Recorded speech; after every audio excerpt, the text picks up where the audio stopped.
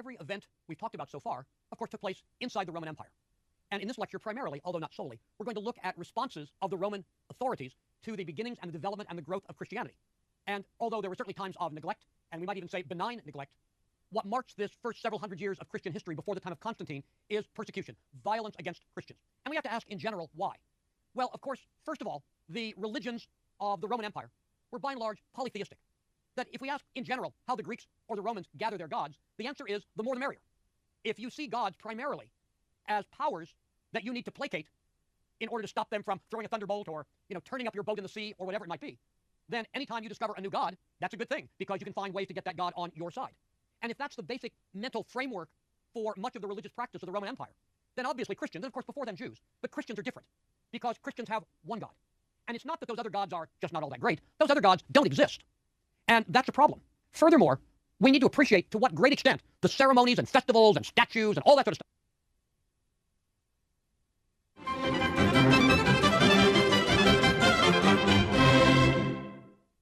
Every event we've talked about so far, of course, took place inside the Roman Empire.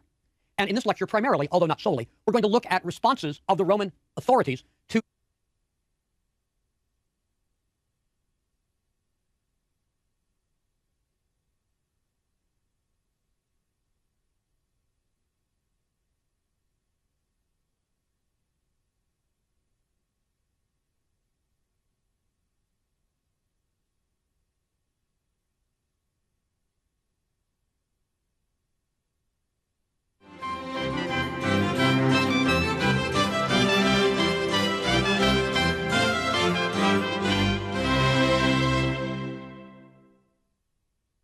every event we've talked about so far, of course, took place inside the Roman Empire.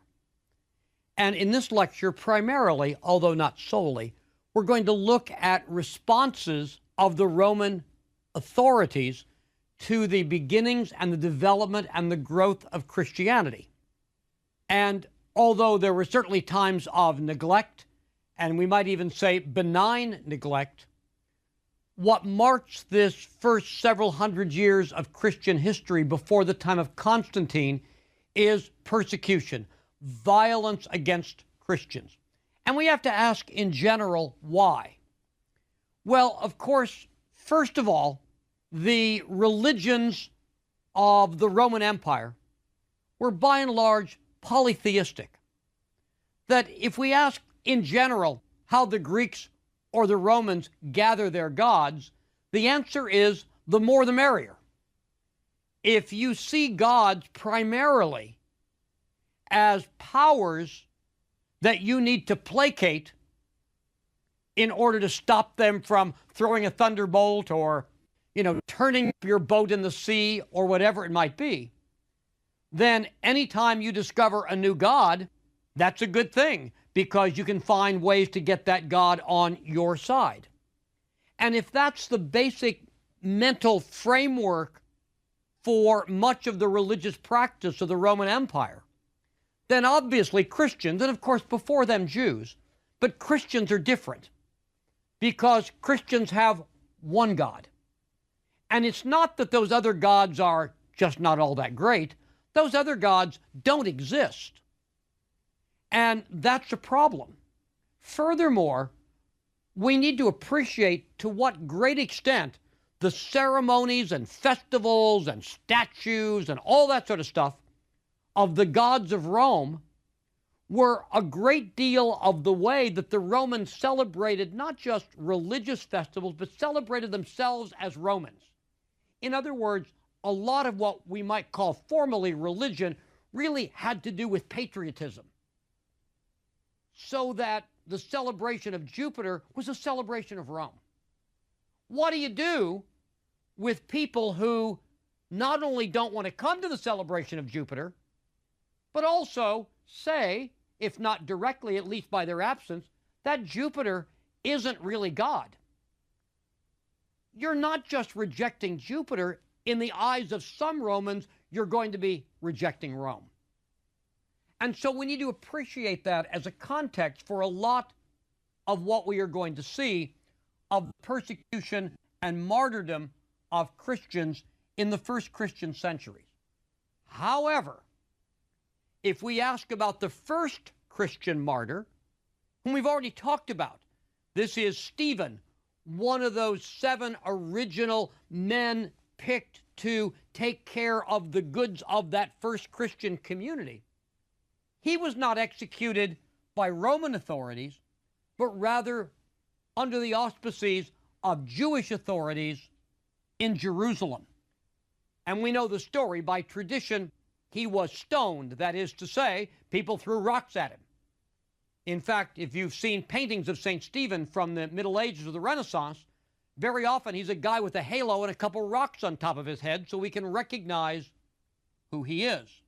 We also have the story in the Acts of the Apostles that James is executed as well. And in fact, later on, according to tradition, James's body is taken to Spain. And for many centuries, one of the great pilgrimage routes in Europe was the route to where he was buried in Santiago, that is to say St. James, of Compostela, in the northwestern corner of the Iberian Peninsula. Of course, even though they're not narrated directly in the New Testament, we have on good and consistent authority that Peter and Paul were also both martyred. And in both cases, they were martyred in Rome. Peter at a place called the Vatican, which was, to use the Roman term, a place where there was a circus. That is to say, a place where there were games and where there was horse racing. And then he was buried in a cemetery just outside that circus. And of course, that's now where the Church of St. Peter is built. Paul was executed in a place just outside the walls of Rome. And in fact, the church that traditionally houses Paul's remains is called today St. Paul's outside the walls. Now, these two stories, the martyrdoms of Peter and Paul, are pretty well attested. And I think most Christian scholars accept these martyrdoms in Rome as historical. However, in later centuries, stories were created about the martyrdom of all the apostles. John gets boiled in oil, Bartholomew gets skinned alive, Andrew gets crucified on an X-shaped cross, and so on and so forth. And we just don't know to what extent those stories are historical, because we don't have evidence for what happened to these apostles in the New Testament, and by the time we read the stories, it's several centuries later. And it's hard to know to what extent they are pious Christian inventions in order to indicate that all of the apostles suffered martyrdom, and to what extent they might contain elements of history. But certainly all the apostles have martyr stories that are attached to them. Now, let's take a look at this issue. When did the Romans begin to persecute Christians? Well, there are two phases to the Roman persecution. The first phase being more or less local and sporadic, and that would include the execution of Peter and Paul. And then later on, as we'll see in a few minutes, beginning around the year 250, more systematic attempts not just to get some Christians here or some Christians there, but to wipe out Christianity. So first, let's look at those more sporadic persecutions. The story that we hear behind the martyrdom of Peter and Paul, for example, is a simple one. Rome burns. We all know the phrase, Nero fiddled while Rome burned. Well, there were those in Rome who thought indeed that Nero was responsible for the fire because the fire took place in a part of Rome which later he cleared and built his famous golden house. In other words, those buildings that burned were on property that he wanted to use. And so what we believe is that in a way of sort of scapegoating somebody else, Nero blamed what he understood to be a kind of dissident faction of Judaism and rounded up some folks and executed them. Not trying to wipe them all out, and not ever carrying this persecution beyond Rome. But nevertheless, because at that time Peter and Paul were apparently both in Rome, they got caught in that net and they died. If we ask more generally what caused some of these sporadic persecutions in various parts of the Roman Empire, very often it's something like this. Let's say that you've got your Jupiter festival, and people come, and, well, those Christians don't come. Those sort of weird and odd folks don't quite know what they believe, but heard rumors about them, don't like those rumors. They didn't come. And then maybe something bad happens. Maybe there's a famine. Maybe there's a drought. Maybe there's a flood. And sometimes people might say, maybe Jupiter's mad because we put up with some Romans who don't buy into Jupiter, who didn't come to Jupiter's festival, who didn't offer Jupiter a gift, or whatever it might be. So that, at least from what we can tell, and we have some documents that give specific examples, we have these sort of more or less sporadic persecutions. One time in this part of the empire, one time someplace else, probably carried out by a local governor, very often without even the knowledge of the Roman emperor himself. We have some early martyrdom stories that are so well documented for us that we need to at least mention them. First of all, we have the story of St. Ignatius of Antioch, right at the beginning of the 2nd century, who is sent to Rome and is executed there. What's interesting is, on his way to Rome, he writes letters. And we have the letters of Ignatius. Letters that describe, among other things, him going off to his martyrdom. Incidentally, I mentioned this in an earlier lecture, we know something about the structure of the church in Antioch because in one of his letters, Ignatius talks about it. So those stories that are contained in the letters of Ignatius are valuable for a lot of reasons. But ultimately, what they document for us is the martyrdom of Ignatius. To me, one of the most interesting Christian documents describes the death of 2 female saints around the beginning of the 3rd century. Their names are Perpetua and Felicity. And the narrative is written, up until the time she dies, by Perpetua herself. By the way, this is the earliest Christian document we have written by a woman. There are no female authors of the New Testament, for example. So it's an interesting document for a lot of reasons, but it documents the execution of these 2 women, Perpetua and Felicity. So we have these glimpses of various incidents of martyrdom. How many more there were, where all they occurred. There are an awful lot of legends. I mean, in a sense, most towns in Europe today have legends of, their first bishop or someone else who faced martyrdom. But it's very hard for us to know how much of that is history and how much of that later on is pious legend. Before we look to the more systematic persecutions that take place beginning in the middle of the 3rd century, let's say a little bit about martyrdom itself. First of all, how did people then see martyrdom? How do they understand martyrdom? First and foremost, it is the ultimate imitation of Christ. What does Christ do? Christ dies for me. What does a martyr do? A martyr dies for Christ. A martyr's, not a Christian who gets run over by an ox cart. A martyr is someone who dies because of his faith, standing up for the faith, standing up for Jesus. And therefore, it's this most detailed, intimate imitation of Jesus that we have.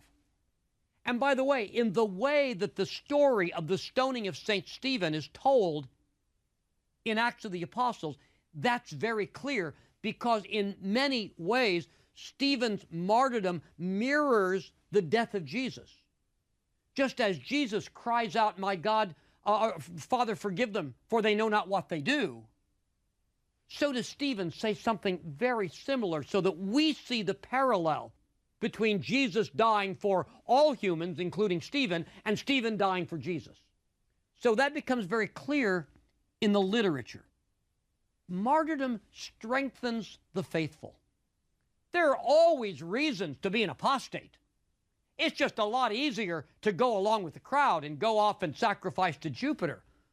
One of the things that strengthens people is to see those who really did, to use Paul's language, not only run the good race of living a Christian life, but they finished the course. They didn't wimp out at the end. They didn't apostatize at the end. They finished the course. And that's an important kind of inspiration for other Christians who were always facing the possibility, if not the immediate reality, of persecution.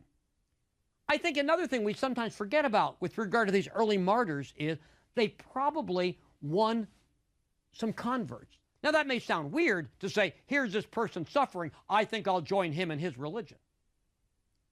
But I think what we need to see is there must have been people who were in many ways, in various kinds of religious situations, sort of lukewarm about their various religious commitments. And here's somebody who's willing to die, who's willing to have rocks thrown at him, or be skinned alive, or whatever else it might be. And you might say, golly, I don't think I'd do that for my God or my gods. Maybe there's something to this. I got to at least think about, why would this person do this for his or her God when I wouldn't think about doing that for my God or gods? I'd give in a minute if they asked me to. So probably we need to recognize that these martyrs won a lot of admiration, and that probably led to some conversions, as odd as that might sound. Now, by about the middle of the 3rd century, Christianity was pretty widely spread. Christians were a small minority in the Roman Empire. We don't really know how many Christians there were, probably less than 10% of the population. But what's interesting is they were widespread. They were in what's now France, and what's now Spain, and what's now Egypt, and what's now Turkey, and what's now England, all parts of the Roman Empire.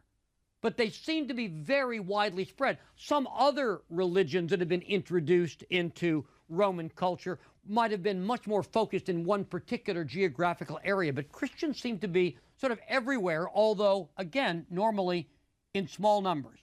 And for reasons that we don't quite know. In about the year 250, the Emperor Decius said, we're going to get rid of Christianity. We're going to kill all the Christians. We're going to round them up. Now, as it turns out, Decius was emperor for a very short time, although several other emperors picked up that until the reign of Diocletian at the end of the 3rd and the beginning of the 4th century. Diocletian resigns as emperor in 305. Diocletian carries out the most vigorous and the most comprehensive attempt to wipe out all Christians.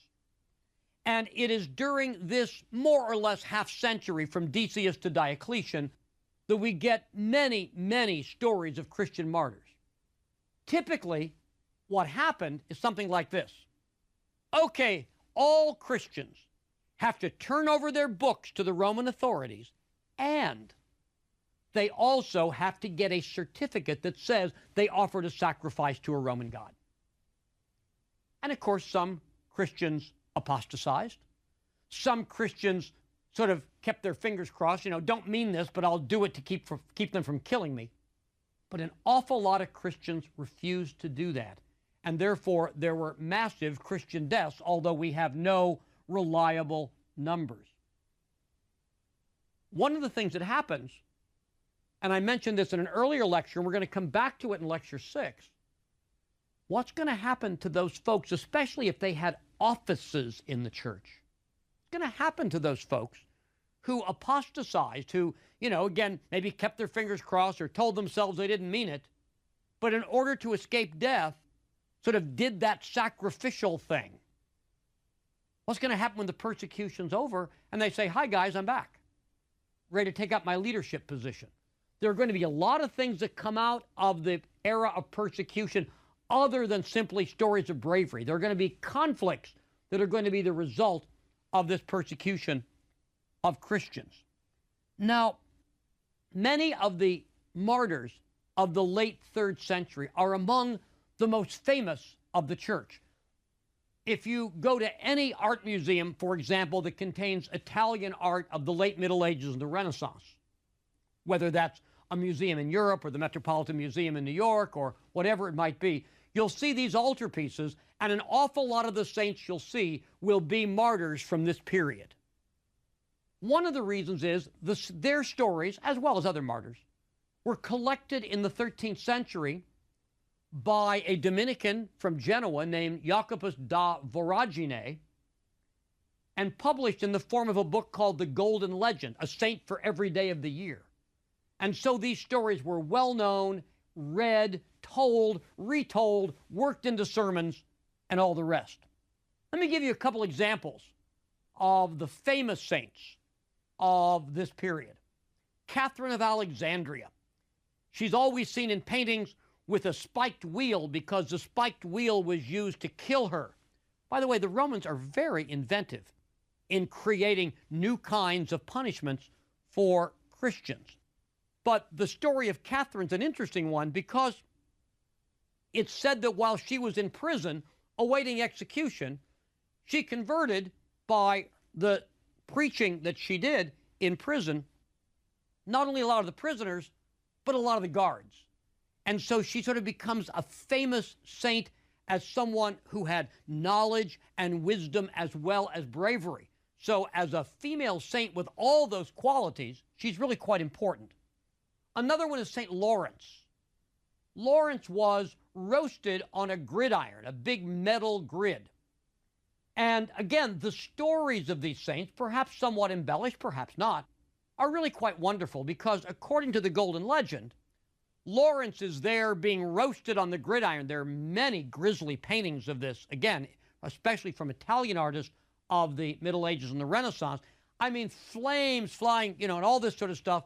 And according to the legend, Lawrence says to the Roman governor who's carrying this out, "I'm done on this side. You can turn me over." Great story of, simply strength and courage, even perhaps a little bit of a sense of humor. Another one of these great martyrs was St. Sebastian. He was a Roman soldier who left military when he became a Christian, and he was sort of put up on a pole and shot full of arrows. Again, he's a very popular subject of art in the Middle Ages and the Renaissance, especially in the Renaissance, because he had become the Christian saint who was invoked against bubonic plague, probably because he was originally depicted not with the arrows, but simply with the marks of the arrows all over his body, and it seemed to some people as if it looked like he had the plague. So these are some of the interesting saints that we run into. Now, how would the bodies of these martyrs be treated? I mean, we know, for example, pretty well, that Peter was simply buried in a small cemetery right near the Vatican where he was executed. But we know in some cases the bodies were gathered up, and sometimes it's the body parts that were gathered up. They would be buried, and then on the anniversary of their death, people would come to commemorate their deaths. And of course, this really is the origin, not just of the veneration of saints, but of having as the saint's feast day his or her death day. So, for example, think of any saint, modern or ancient, and with only a couple exceptions, their feast days are the day they died because it is their birthday into heaven. So, for example, Francis of Assisi died on October 4th, 1226. His feast day is October the 4th. And that's true of almost all the Christian saints. So this practice of gathering the remains, venerating the relics, the physical remains of the saint, and commemorating that saint on his or her anniversary of martyrdom, I think, as you can see, become important Catholic practices over time. Catholics still have a very crowded calendar of saints. There's a saint, actually there are multiple saints for most days of the year for Catholics. And we know that November 1st is the more general feast, the Feast of All Saints, a very important festival of the Catholic Church. Furthermore, although sometimes people don't realize this, the idea of having the physical remains of a saint is very important still.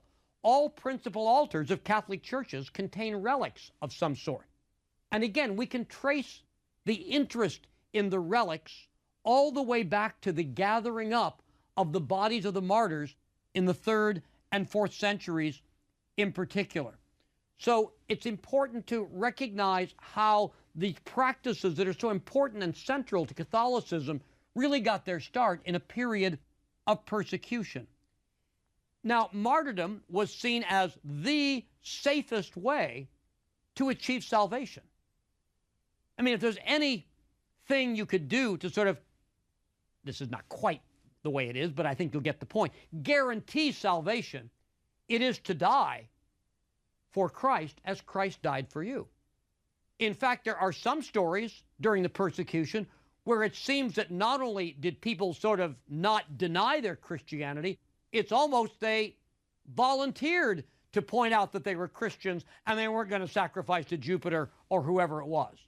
So this sense of martyrdom, almost all the early saints of the church are martyrs. And in fact, once the era of martyrdom was over, really beginning in the 4th century, new categories of saints had to be developed because really up to that time, just about everybody considered a saint, formally venerated, having a feast day to commemorate, was in fact a martyr. It's interesting, and we'll talk about this when we talk about Christian monasticism, but many monks consciously see themselves as daily martyrs. In other words, the era of martyrdom was over by the 4th century to a great extent. Not completely. I'm going to talk about that in a minute. But since Christianity was an accepted and indeed even favored religion, there were those who said, well, what can I do to show that I'm the kind of Christian who'd be willing to die for Christ? And one answer was to give up certain things: food, clothing, that is, say, fancy clothing, nice shelter, power, mobility, sex. All of those things that we call ascetic practices were in some ways seen as, and it was called by this name in the 4th century, a kind of daily martyrdom, that a monk is in some ways a new kind of martyr, and ascetic practices are seen as a way of at least indirectly imitating the great acts of the martyrs. One interesting question is to think about, as I said, the end of the age of martyrdom really was with Constantine and then the later Christian emperors. And yet, we know that there are many Christian martyrs, many Catholic martyrs in the 20th century. For example, in the year 2000, Pope John Paul canonized more than 145 martyrs from Mexico and China. So even though the era of persecution and martyrdom is over, there isn't a century, probably not a decade, in all of Christian history where there has not been Catholic Christian martyrdom. And we need to remember that. Let me take a minute out to say something about exactly how one, in a formal sense, becomes a saint. As I suggested, the early way you became a saint was to be a martyr. And again, they gather your body, they bury you, they venerate you and commemorate you on the day in which you were martyred. But really, all the way up till about 1200, there was no formal process for canonizing saints.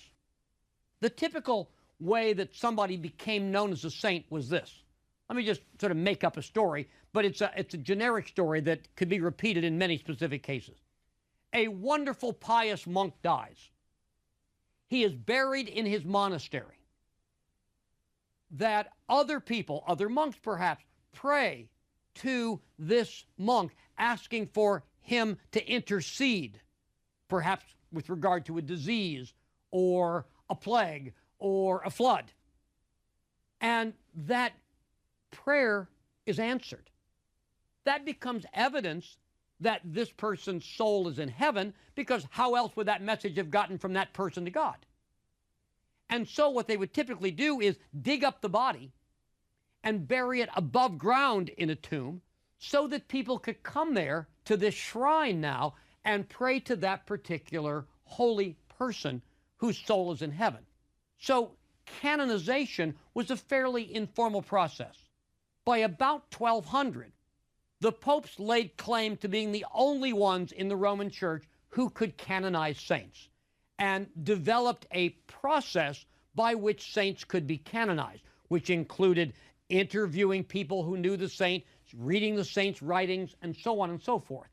And although it is probably a more complex process today than it was in the 13th century, nevertheless, that process is still largely in place, with special examination of heroic virtue, but also miracles that were performed after the person died. Now, in our own day, we've seen a couple interesting things. When Mother Teresa died, the normal waiting period before that process began was shortened. And many of you may recall that in 2005, when Pope John Paul II died, at his funeral, people held up signs and chanted Santo Subito, simply the Italian for saint now, make him a saint right away. And so it's interesting to see there are some variations even on that long and venerable process of how saints are canonized. I would end with this point. As I said earlier, there has hardly been a century or perhaps a decade when there hasn't been a saint who has been martyred. For example, there was a famous Dominican preacher in the 13th century who was killed by Cathar heretics near Verona. I'll talk about him a little bit later in another lecture. That missionaries in every era have been killed, whether that's St. Boniface among the Saxons in the 8th century, or St. Isaac Jogues, a Jesuit who was murdered in upstate New York in the 17th century. We'll hear more about him when we talk about American Catholicism. But I would point out that the 20th century, by many estimates, has seen more Catholic martyrs than any other century, including these early Christian centuries I've been talking about. Almost 500 priests were murdered by communists in Spain, for example, in the 1930s. And there are stories of multiple martyrdoms in China, Vietnam, Korea, Uganda, and other places. So it's important to say that Christians of every century have in fact died for Christ as Christ died for them. And it's that rich collection of saints over all of these centuries, beginning with the martyrdoms in the Roman Empire, that are such a treasure for the Catholic Church. I would say this as a final word. In the 3rd century, a Latin theologian named Tertullian wrote these words: "The blood of the martyrs is the seed of the church." In my view, Tertullian had it exactly right.